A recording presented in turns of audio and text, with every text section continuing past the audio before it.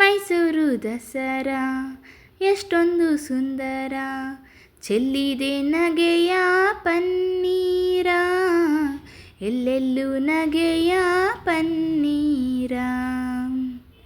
Hello everyone, very good evening. ಇದು Monday evening.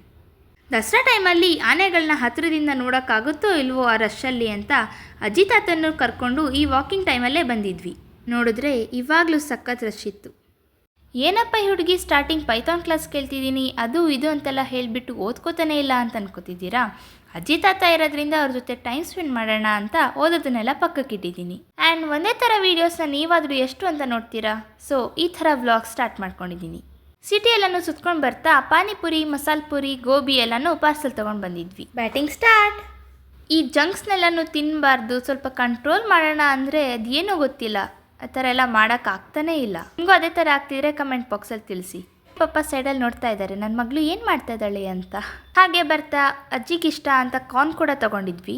ನನಗಂತೂ ಇವಾಗಲೇ ಎಲ್ಲನೂ ತಿಂದು ಮುಗಿಸ್ಬಿಡೋಣ ಅಂತ ಅನಿಸ್ತಿದೆ. ನಾನು ನನ್ನ ಫುಡ್ನ ಎಂಜಾಯ್ ಮಾಡಬೇಕು. ಸೊ ನಾನು ಇವಾಗಲೇ ವೀಡಿಯೋನ ಎಂಡ್ ಮಾಡ್ತಾ ಇದ್ದೀನಿ.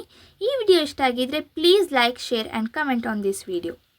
Thanks for watching. See you all in the next video. Bye.